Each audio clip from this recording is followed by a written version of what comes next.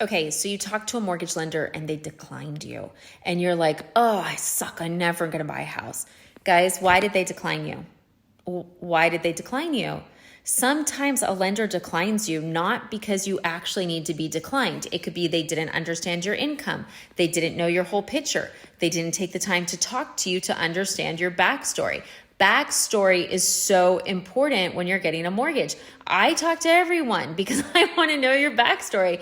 I need it in order to get you a loan.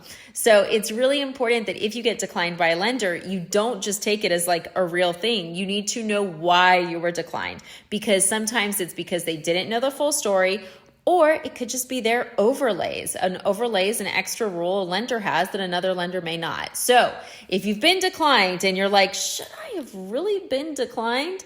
Feel free to give me a call. I am happy to talk to you about your scenario to see what's going on and how you can get into a house.